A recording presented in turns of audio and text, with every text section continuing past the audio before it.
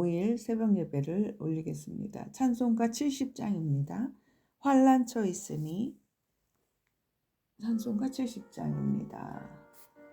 여호와의 천사가 주를 경외하는 자를 둘러 진치고 그들을 건지시는도다. 비난처 있으니 환난을 당한 자 이리 오라. 땅들이 변하고 물결이 일어나 산 위에 넘치되 두렵지 않네. 이방이 떠들고 나라들 모여서 진동하나.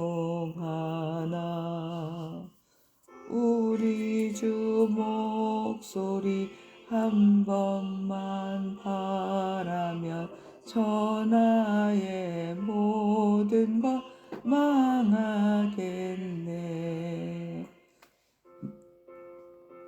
여호와의 천사가 주를 경외하는 자를 둘러 진치고 그들을 건지시는도다. 아멘. 만유주 하나님 우리를 도우니 비난쳐요.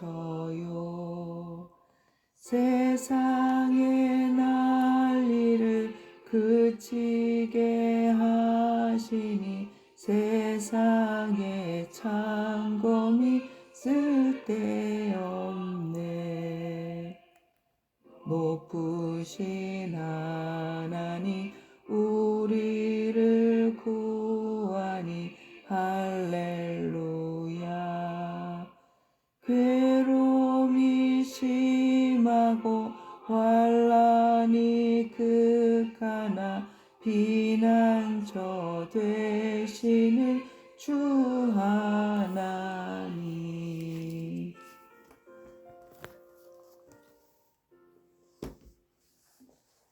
오늘은 에스겔 4장입니다.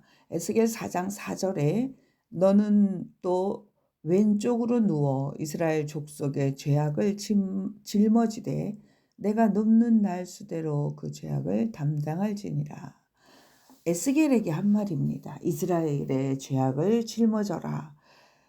죄악을 담당하라. 그런데 에스겔이 14절에 또 이렇게 항변을 합니다. 내 영혼이 더럽힌 바 된 일이 없나이다. 에스겔은 깨끗한 저에게 왜 하나님 이스라엘의 죄를 제가 짊어져야 합니까? 이렇게 항변하는 말입니다. 영적으로 정결하게 살려고 몸부림친 사람입니다. 그런 에스겔에게 하나님은 왜 이스라엘과 유다의 죄의 짐을 대신 지라고 하셨을까요? 하나님은요, 에스겔에게 이렇게 말씀하시는 것과 같습니다. 하나님의 마음을, 내 마음을 조금만 더 느껴주렴. 내가 깨끗하기에 내가 너를 파수꾼으로 세웠다. 내가 깨끗하니까 지금 내가 너에게 이스라엘의 죄악을 담당시킨 거야. 다시 말해서 하나님은 죄 지은 자를 꾸짖기 위해서 에스겔을 세운 것이 아니라 하나님의 아픈 마음을 대신 느껴줄 자를 찾고 계신 것입니다. 에스겔은 죄가 없기에 백성들의 죄를 대신 짊어짐으로 하나님의 마음을 깨닫게 된 것입니다. 왜 죄를 짊어지게 했느냐? 두 번째, 에스겔은 이스라엘과 유다가 범죄한 횟수대로 죄악을 담당시키셨어요. 그러나 예수님은요, 하루가 아니라 평생을 십자가에서 단번에 온 세상의 죄를 짊어지셨습니다. 나는 죄가 없다고 말하는 사람은 하나님을 거짓말쟁이라고 말하는 것과 같습니다. 우리는 죄가 있어요. 죄가 있어요. 그걸 깨닫지 못하는 어리석음 때문입니다. 에스겔이 짊어진 짐은요, 그림자였어요. 그림자. 죄를 지은 횟수대로였다면 예수님이 지신 십자가는 실체입니다. 실체. 그래서 하나님은 우리에게 말씀하십니다. 너희가 지는 짐은 십자가의 작은 조각일 뿐이다. 내가 다 감당했다. 주님이 다 감당하셨습니다. 너희는 내가 이긴 승리를 따라오기만 하면 된다라는 말씀입니다. 우리의 삶의 부담도 하나님 마음을 느끼는 부르심이라는 것입니다. 우리의 삶의 부담도 하나님의 마음을 느끼라는 부르심이라는 거예요. 우리가 느끼는 무거움은 가정의 짐, 또 사역의 짐, 관계의 짐, 경제적인 짐, 건강의 짐, 자녀의 짐, 이 모든 것은 하나님이 우리에게 죄책감을 씌우려는 것이 아니라 하나님의 마음을 조금만 더 이해하라는 사랑의 부르심입니다. 내가 힘들어하는 그 영혼을 향해 하나님이 얼마나 아파하는지 느껴보라는 것이죠.